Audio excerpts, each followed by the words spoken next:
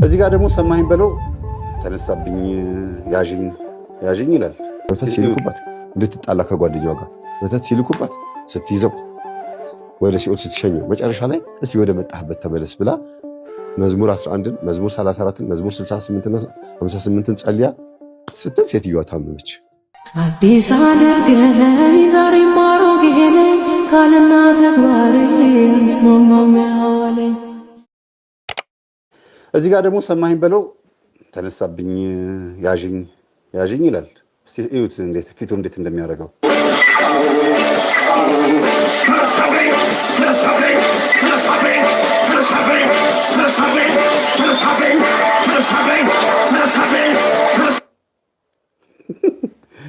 ኮፒራይት እንዳይጠይቀኝ ነው ትንሽ ያዝ ያደረኩት።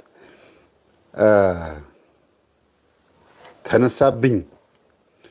አዎ እንግዲህ አይኑን ፍጥጥ አድርጎ ተነሳብኝ እያለ እንዲያውም እየተንዘፈዘፈ ነው እንዲህ እያለ ኧረ ምኑን ሰጠሽ ብሎ ዘፍኖ እሱም ደግሞ ኧረ ምኑን ሰጠህ ተብሏል።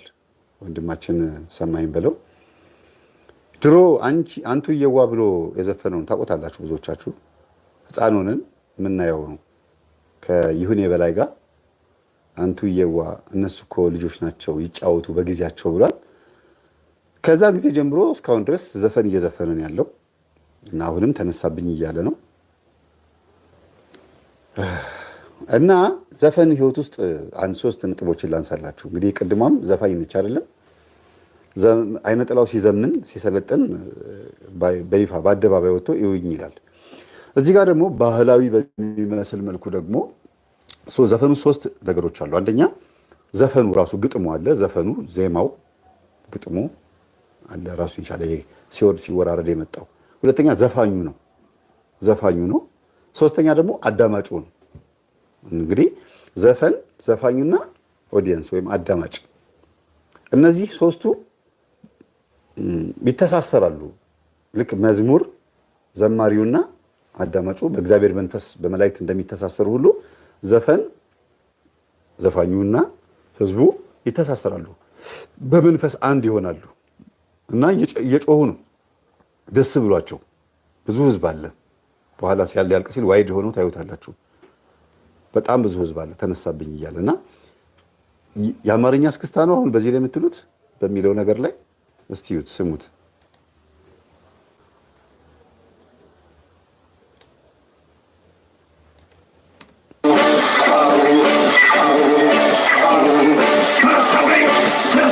አሁን የትኛው ነው እያለ ነበረ ተነሳብኝ። የትኛው አይነት እስክስታ ነው የሚባለው? ምንጃር ነው? ጎጃምኛ ነው? ጉራጌኛ፣ ኦሮምኛ የትኛው ነው አሁን እዚህ ላይ የሚባለው? ምንድን ነው የተነሳበት? ፉከራ፣ ሽለላ፣ ቀረርቶ እዚህ ውስጥ ይኖር ይሆን? አብሮ አይደለም ዘፈን ላይ መዝሙር ላይ ራሱ አብሮ እስክስታ የሚል ሰይጣን እንዳለ አባቶች ይናገራሉ። አይደለም መዝሙር ዘፈን ላይ ወረብ በሚወረብበት ሰዓት ሞቅ ሲል ጸናጽል ከሽ ኧረ አርግቡት። አብሮ የሚሽከረከር አብሮ የሚዘል ሰይጣን አለ። እንዲያውም እንዲህ ያሉ ጻድቅ አባት አሉ። እኔ በምዕራፍና በቁጥር ስላላገኘሁት ቀሲስ ሄኖክ ወልደ ማርያም ከገድል ጠቅሰው ሲያስተምሩ ሰምቻለሁ። ከበሮ እየተሽከረከሩ ሲመቱ ሞቅ ያለ ወረብ በሚወረብበት ሰዓት ሰይጣን አብሮ ሲጨፍር አይተውት እኛ አባት ጻድቅ አባት ናቸው። እና ሁለተኛ እዚህ ገዳም ላይ ከበሮም እንዳይመታ እንደዚህ ሞቅ ያለ ዝማሬም እንዳይዘመር ብለው ገዝተዋል አሉ እኛ አባት። እንኳን ዘፈን ላይ ነው የምላችሁ። እና ወንድማችን ይሁኔ በላይ ሳይሆን አሁን የማወራው ዘፈኑ ላይ ነው፣ ተነሳብኝ የሚለው ላይ ነው ማተኩረው። በዘፈኑ ውስጥ በጣም ብዙ ነገር ማንሳት ይቻላል። እያጠራቀምኩ ነው ብዙ ቪዲዮ እንደ መንደርደሪያ እንዲሆን ነው ይሄን የማመጣው። ብዙ ቪዲዮ አጠራቀም ያለው ከዘፈን ጋር በተገናኘ ግጥሙን እንደዚህ አይነት ጭፈራውን ጨሌውን አድርገው እንዲህ እያሉ ደረታቸው እንዲየመቱ እንዲህ እየተሽከረከሩ አንገታቸው እንደዚህ የሚያደርጉት ይሄ ሁሉ ከየት እንደተወረሰ፣ ከዛ ፕሮቴስታንቶች ደግሞ ይሄን ራሱ ወስደው ደግሞ ለመዝሙሮቻቸው እንዴት እንደተጠቀሙበት፣ የፕሮቴስታንት መዝሙር የሚባለው ዜማ ደግሞ ከዚሁ ከቃልቻ እንደተወሰደ ከዘፈን ቢያውም ዘፈኑ ከቃልቻ አለ። ለምሳሌ የኤፍሬም ታምሩን ዘፈን ከሆነ ጴንጤው የወሰደው ዜማ ኤፍሬም ታምሩ ደግሞ ዜማው የተሰጠው ምናልባትም ከዛር ወይም ደግሞ ከቃልቻ ካውሊያ ወይም ከመንዙማ ሊሆን ይችላል። በተዘዋሪ መንገድ አልሸሹም ዞር አሉ። የፕሮቴስታንቱ መዝሙር ከቃልቻ ተወሰደ ማለት ነው። እና እንዲህ በዘፈን ላይ የሚንዘፈዘፉበትን ወደ ፕሮቴስታንት ቸርች ወስዳችሁ ደግሞ እዛ እንዴት እንደሚፈራገጡበት እንዴት እንደሚጨፍሩበት ደግሞ እዩት። አያችሁ፣ አንድ ነው የሚሆነው አካሄዱ። ስለዚህ ያው ነው ተነሳብኝ፣ አንድ ነው፣ የመንፈስ ስራ ነው ማለት ነው። እዚህ ውስጥ ግን አብሮ አንድ ሊነሳ የሚገባው ነገር አለ። ዘፋኙ ህዝብ እንዲወደው ድግምት የሚያስደግም ከሆነ የሚያስጠነቁል ከሆነ አንድ ብሎ በህዝብ ፊት ሆኖ ሲዘፍን ምን እንደሚነሳበት ዘፋኙ እሱን ሰማኝ በለውኝ ሳይሆን ይሄንን ዘፈን እንደ ዘፈኑ ሰሩትና ዘፋኝ ብላችሁ ሰሩት። ምናልባት እሱ ላይሆን ይችላል ብዬ ነው። ጠንቋይ ቤት ላይሄድ ይችላል። አይዶን ነው። ሁለተኛ ደግሞ ሆቴሉ ህዝብ እንዲመጣ ህዝብ አፍላ እዚህ ናይት ክለቡም ሊሆን ይችላል ወይም ፕሮግራሙ ህዝቦች እንዲመጡ አንዳንድ ጊዜ ጠዋት ተነስተው የሚያረጉት ነገር አለ፣ የሚያጫጭሱት ነገር አለ። መቼም ድግምት የሌለበት ቦታ የለም። ናይት ክለቡ ሰው እንዲመጣ ውስኪ እንዲሸጥ ህዝቡ መጥቶ ገንዘቡን እንዲረጭ የማይደረግ ጉድ የለም። ስንት ጉድ አየን። እኔ እንኳን ስንት ነገር ሰማሁ። በቦታው ላይ ተገኝቼ እንዴት ያደርጉ እንደነበረ ባለፈው ገጠመኝ ላይ ሰምታችኋል። ናይት ክለቡን አዘግቼ ጁስ ቤት ወይም ደግሞ ካፌ እንዴት እንዳስከፈትኩት ሰውየው። ግን ታሪኩን ሲነግረን እንደው በጣም ጥቂት ነው። ናይት ክለብ ከፍቶ ወይም ጭፈራ ቤት ከፍቶ ወይም ቡና ቤት ከፍቶ ጥቂት ሰው ነው ደብተራ የማይጠራ ወይም ጠንቋይ ቤት የማይሄድ እንጂ አብዛኛው እንደዛ ነው። ስለዚህ ሁላችሁም ገብታችሁ ተነካክታችኋል። ለዚህ ነው እስቲ ክፈችው፣ ድምፁን ከፍ አድርጊው፣ ይሄ ዘፋኝ እኮ ያዝ እንግዲህ ይላሉ። በቤት ቁጭ ብለው እኮ ነው ናይት ክለብ ሳይሄዱ። ለምን ተለክፈዋል፣ ሁሉም ተበልተዋል። እስቲ ድምፁ እስቲ ዝም በሉ ይላሉ። መዝሙር ሲሆንስ የሚሰማው የለም፣ ሁሉም የራሱ ወሬ ነው የሚያወራው፣ የግል ወሬውን ያወራል። ዘፈን ሲሆን ልጆቻችን ሲያዩዋቸው ግጥሙን ሽምድድ በአንድ ጊዜ ያዝ ነው የሚያደርጉት። ስታይሉን እንዴት እንደሆነ አያውቁትም። ለብልግና የተባለውን ስታይል ራሱ ልጆቹ እንዴት አድርጎ እንደሚያደርጉት አደናነሱ በጣም እኮ የሚገርመው እና በጣም አንድ አይነት ነው እና ዘፋኙ ናይት ክለቡ ወይም ደግሞ ጭፈራ ቤቱ ባህላዊ ጭፈራ ቤቱም ድግምት ያስደግማል። ሶስተኛ ደግሞ እርስ በርስ ሊጣሉ ሊማተቱ ይችላሉ። በድምፅ ሲበልጣት ስትበልጠው እርስ በርስ ዘፋኞቹ ችግር ውስጥ ሊገቡ ይችላሉ። ተወዛዋዦች ጋር እርስ በርሳቸው የራሳቸው የሆነ ለድምፃቸው ብሎ ደግሞ ሊያስደግሙም ይችላሉ። ድምፃቸው እንዲያምርባቸው የቤተሰብም ደግሞ ዛር ይኖራል። የቤተሰብም ወደ ዘፋኝነት የወሰደው አንዷ ከአማራ ክልል የመጣችው አገር መጥቀስ አስፈላጊ አይደለም እና በረኸኛው ቃሎ የሚል ነው መንፈስ ያለባት። በረኸኛው ቃሎ ነው እያለ በፉጨት ሲዘፍን ብታዩት ሲያንጎራጉር እና የድምጿ ማማር በጣም ነው የሚስረቀረቀው ድምጿ እና መጨረሻ ላይ ዘፋኝ ሆነች። ዘፋኝ ሆና ቁጭ ዘፈን ሲመጣ ተነስታ ቀውጤ ነው የምታደርገው። ከዛ ደግሞ ልጅ ወለደች እና ልጆቿ አሁን ውዝዋዜ ትምህርት ቤት ገብተዋል። በረኸኛው ቃሎ እንዴት የት ድረስ እንደወሰዳያችሁ። አሁን ራሱ በረኸኛው ቃሎ ስል ዜማው ሁሉ ባይምሯቸው የሚመጣባቸው ሰዎች አሉ። ይሄ በረኸኛው ቃሎ የሚባለው መንፈስ ያኔ ሰይጣን ከመላእክት ሲወድቅ ከነገደ መላእክት ሲወድቅ ከሰማይ እግዚአብሔር ሲያባረረው ሲወድቅ አብሮ የወደቁ ከቅዱስ ዑራኤል ሰራዊት ተከፍለው የወደቁ አሉ። እንግዲህ በአባቶቻችን ትምህርት ማለት ነው። ከሚካኤልም ከገብርኤልም ከሁሉም ሰራዊት ይዞን የወደቀው ሰይጣን ሲወድቅ። ለዚህ ነው አፎሚያን ሚካኤል ነኝ ብሎ የመጣባት። ቅዱስ ሚካኤል ሳይሆን ስሙ ቅዱስ ሚካኤል ከሆነ ነገድ ውስጥ ተከፍሎ የወደቀ ስሙ ሚካኤል የሚባል ግን እርኩስ የሆነ ማለት ነው። በሚካኤል ስም ያጭበረብር። ጉራጌ ክልል በብዛት ሚካኤልን ይወዱታል። ቅዱስ ሚካኤልን በሚካኤል ስም እየመጣ ያጭበረብራቸዋል። በማህበራቸው ስም ያጋጫቸዋል። ቅዱስ ሚካኤልን ተመስሎ በመምጣት የምትሞተው በሚቀጥለው ዓመት በሚቀጥለው ወር ነው፣ በዚህ ጊዜ ነው እያለ ሁሉ የሚሞቱበትን ቀን ሁሉ የሚነግራቸው ሰዎች አሉ። በሚካኤል ስም በምንድን ነው ሚካኤል ዓለሙን የሚታወቀው? ቃልቻዎች ናቸው ሰዎቹ፣ ይህን የሚናገሩ ሰዎች። እና ወደዚህ እንምጣና ይሄ በረኸኛው ቃሎ የሚባለው ዛር ድምፃዊ ነው። እጅግ በጣም ሲበዛ አይምሮ ላይ አርፎ አይምሮ ዜማ እንዳይጠፋባቸው የሚያደርግ ነው። የሰማችሁትን ዜማ ያመጣዋል። ከዘማሪያን መካከል ራሱ አንዳንዴ ልጆች ሆነው ያኔ ወጣት ሆነው ዘማሪያን ማለት ነው በቤታቸው በቴሌቪዥን ይሁን በሬዲዮ የሰሙትን ዘፈን ዜማ በአይምሯቸው ይቀመጥባቸውና አሁን ዘማሪ ከሆኑ በኋላ ግጥምና ዜማ ሲጽፉ ዘፈኑ ዜማ ይመጣባቸዋል እና አንዳንዴ ሾልኮ ይወጣና ባለፈው የሰራሁትን አይታችኋል። የዛሬ ስንት ዓመት የለቀኩትን ዘፈን የሚመስሉ መዝሙሮቻችንን ለቅቄ ብዙ ዘማሪያን ተቀይመውኛል። እንዴት አለ አይደለ? እንግዲህ አንዳንድ ጊዜ ሰውም እንዲያስተውል እኮ ማስተማሩን ጥሩ ነው፣ ምንም ችግር የለውም። እና ዘፈን የሚመስሉ መዝሙሮች ብዙ ጊዜ የሚመጡትን ዓለማዊ በነበርንበት ሰዓት እንደው ዓለማዊ ባንሆንም እንኳን ምንኖረው ዓለም ውስጥ ስለሆነ ለምሳሌ እየተመላለስንም ዘፈን ታክሲ ውስጥም ቤት ውስጥም እንሰማለን። ስራ ብለን ልንከፍትም እንችላለን። ቴሌቪዥን ላይ፣ ሰርግ ላይ ብዙ ቦታ ይሰማል። ዜማው ይቀመጣል። ከዛ ግጥምና ዜማ ሰራሉ ሲል ይላል። ከዛ በዛ ውስጥ ሌላ ነገር ውስጥ እንገባለን ማለት ነው። ችግር ውስጥ ልንገባ እንችላለን። ምናልባትም መዝሙሩን ወደ ነው በኋላ ዘፈን መሆኑን ስትሰሙት ያስደነግጣችኋል ትላላችሁ። ማርያም ድንግል ንጽሕት ምልዕተ ጸጋ እመቤተ በጣም ደስ የሚል መዝሙር ነው።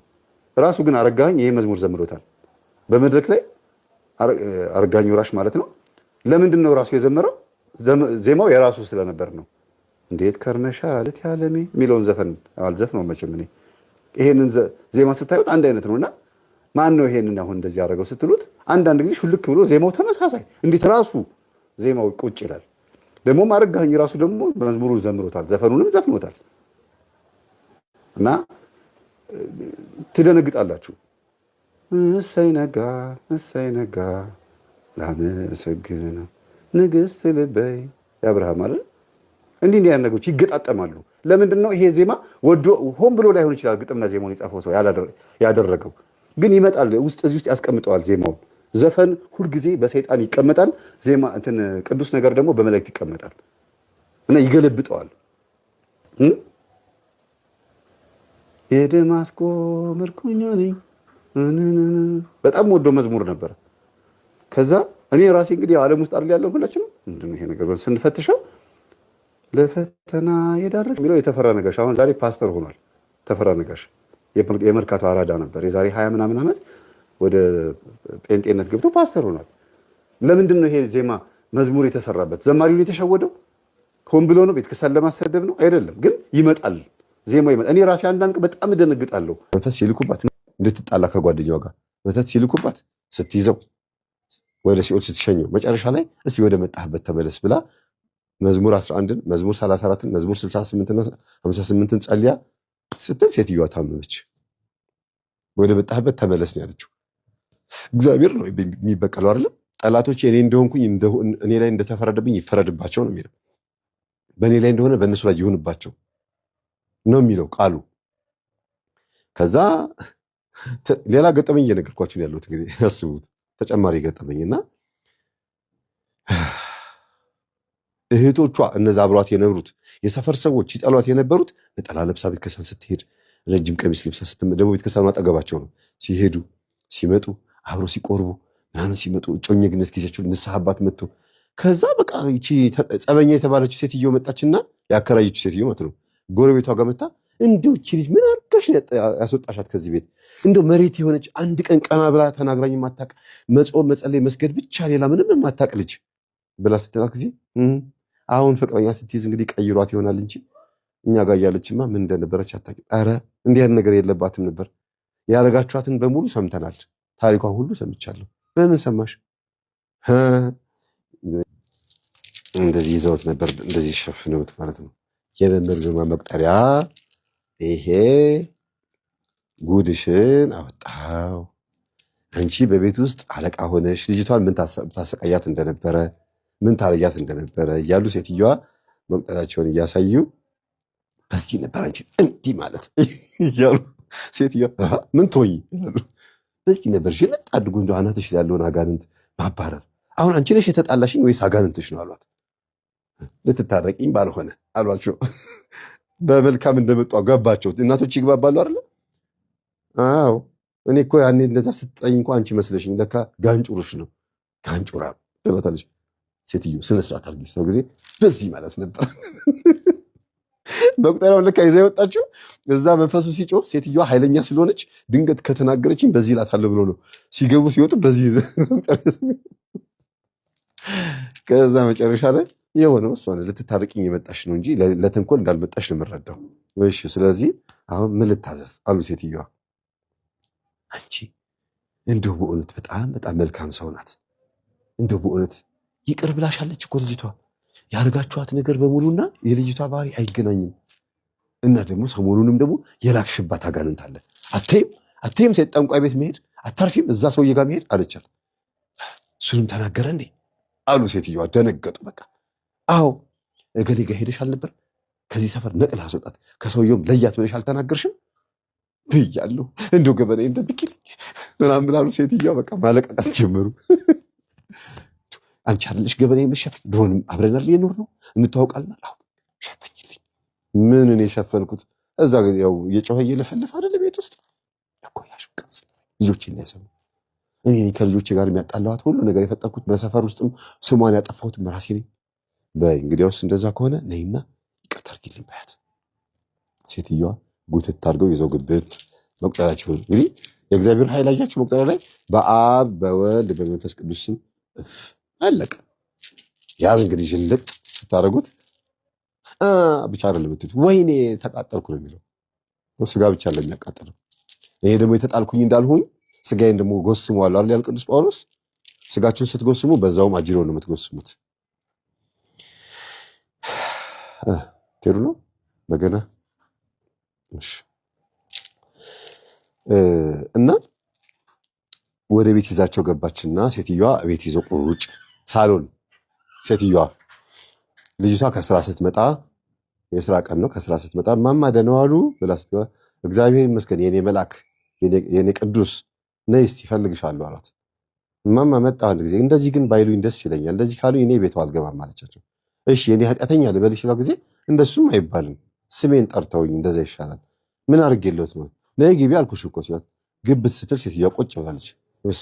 ድንግጥ ስትል ጊዜ አትደንግጭ ነይ ቁጭ በይ አሏትና ቁጭ ስትል ጊዜ እንደው ልጅ ይቅርታ አድርጊልኝ ብለው እያለቀሱ መጥተው እግሯ ስር ደፈት።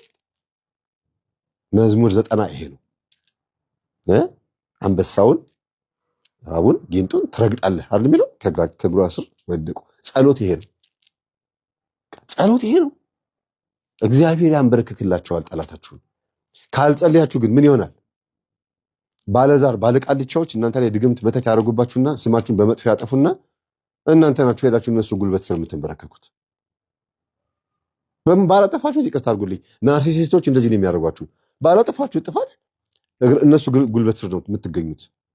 በቃ ሁልጊዜ የገፏችሁ ሰዎች እግር ስር ሁልጊዜ ይቅር በሉኝ እንዳላችሁ ነው የምትሆኑት። በእርግጥ እኮ ጸጋ ነው እኮ፣ ግን ሳታውቁት ከሆነ ጸጋ አይደለም።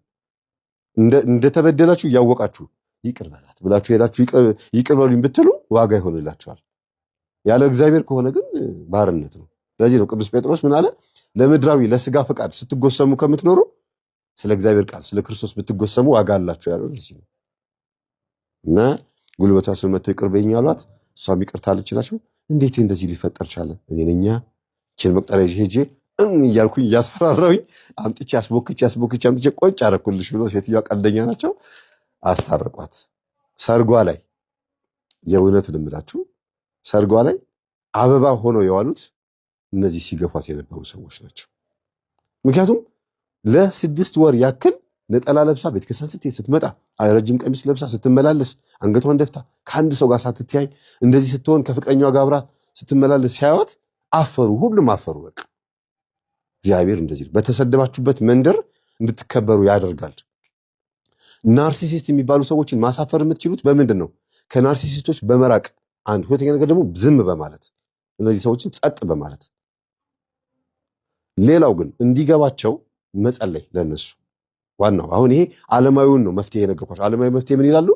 ከነሱ መራቅ፣ ከዓይናቸው መጥፋት ምናምን ነው አይደለም። መንፈሳዊው መፍትሄ ግን ብዬ የምለው ለእነሱ እየጸለያችሁ እነሱ ማን እንደሆኑ እየነገራችኋቸው በትክክል መንፈስ እንዳለባቸው እየነገራችኋቸው ራሳቸው እንዲፈትሹ ማድረግ። ግን ጸሎትም ደግሞ እንዳይለያቸው መናገር። እናንተ ራሱ እየጸለያችሁላቸው ማለት ነው። እና እንዲህም አይነት የናርሲሲስትነት ባህሪ ሁሉ አለ። የሰደቧት ያንቋሸሿት ስሟን ቀድመው ያጠፉት ሰዎች በሙሉ አሁን እንዴት ብሎ የመልሱት? አፋቸውን ነው የበላቸው። እና አንገታቸውን ደፍተው ሰርጓን በልተው ሰርጓ ላይ ተገኝተው ከረባታቸውን አስረው ነጭ በነጭ ለብሰው የቤተ ክርስቲያን ጋብቻ ለዚሁ የቤት ከሳን ጋብቻ ባልተገመተበት መልኩ ከገጠር ሁሉ ቤተሰቦቿ ዘመዶች እንግዲህ ዘመድ ሆናል የመጣችው እናትና አባቷ ቤተሰቦቿ ሁሉ መጥተው ሰርጓ ላይ ተገኝተዋል። በማን ወጪ? በሴትዮዋ ስሟን ባጠፉት ሴትዮ ወጪ። ይሄ ሁሉ ነገር የሆነው በምንድን ነው ስትሉ ሴትዮዋ ለምንድን ነው ልጅቷን በዚህ ልክ የተከታተሏት ብዬ ሳጠና እኚህ ሴትዮ ገጠር ለዘመድ ጥየቃ ገጠር ሲሄዱ ገጠር ያሉት ሰዎች አጓርደዋቸዋል። የማይሆን ነገር ልጄን ከተማ ይዘሽ ሄደሽ አበላሸሽብኝ፣ ልጄን ከተማ ይዘሽ ሄደሽ አኖርሻለሁ ብለሽ ሴተኛ ዳራርሽብኝ ምናምን ብለው ሲወቅሷቸው ተናደው ነው ይቺ ልጅ ስትመጣ በዚህ ልክ የተበቀሏት ማለት ነው የእነሱም ቤተሰቦች እና መበቀላቸው ነበረ። ናርሲሲስት በእናቶች ላይ ሲሆን ከባድ ነው። እናቶች እነዚህ መንደር እናቶች ላይ ናርሲሲስት ሲሆኑ በጣም ከባድ ነው። ምንድን የሚያደርጉት? ሐሜት ቀድሞ አንቺ አልሰማሽም እንዴ እንዲህ ናት አሉ እኮ ልኩስ አድርገው ይሄዳሉ። ከዛስ ወሬው ይባዛል። ጋዝ ላይታቸውን ይለቃሉ ማለት ነው። ወንዶች ላይ ሲሆንስ በስመ አብ ከባድ ነው። ደግሞ የእነሱ የወንዶች ተውት፣ እሱ ሌላ ጊዜ እመጣበታለሁ ስላለ ገጠመኝ ነው።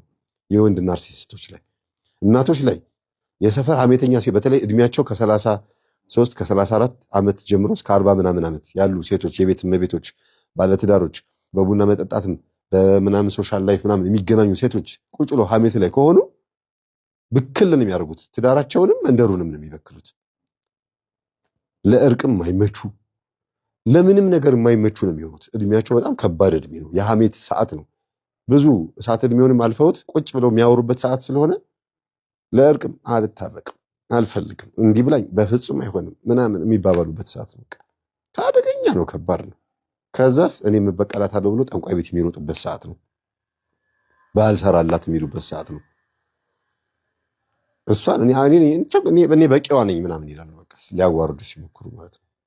እና ይሄ ዙሪያ ጥምጥም ሄደው የእናንተን ስም ሳይጠሩ ስማችሁን የሚያጠፉ ሰዎች ናርሲስቶች ይባላሉ። እግዚአብሔር ከዚህ ነገር ያውጣል። እግዚአብሔር ከዚህ ነገር ያትርፈን። ስለነበረ ሰዓት ሁሉ አምላካችን ስም የተመሰገነ ይሁን። ሰላም ነው።